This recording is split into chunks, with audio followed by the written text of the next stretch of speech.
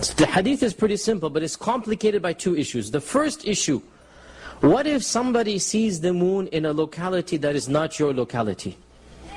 Are you obliged to follow somebody from another city or another country or another continent? In our time, somebody calls you up and says they've seen the moon, in Timbuktu, and you're in America.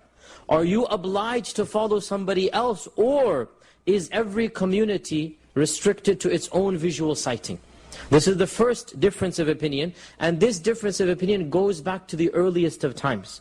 And even amongst the scholars of the tabi'un, tabi'un, the earliest generations, they differed amongst themselves. They differed that does the city follow its own visual sighting, or can a city or can a group follow the sighting of a neighboring city? And in those days they didn't have telephones, but they had fast postal services, they call them barids. They had them horse riders that would go and spread news as fast as humanly possible at the time. So they travel long distances in relatively faster times.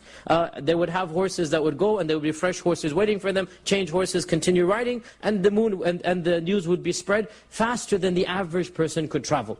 So the question arises, are you restricted to your own, or do you follow the local or international sightings? Scholars of the past differed. Some of them said that the ummah should follow one sighting to the greatest extent possible. And others said no, every locality, or in Arabic is matla', and matla' means every segment of the earth that has its own moon sighting, right? Because everybody knew, even back then they knew, that if you look at the latitudes of the earth, every latitude, every segment of the earth has its own moon sighting. So they said only the Muslims living in the same latitude, that would be those who are required to follow the same moon sighting.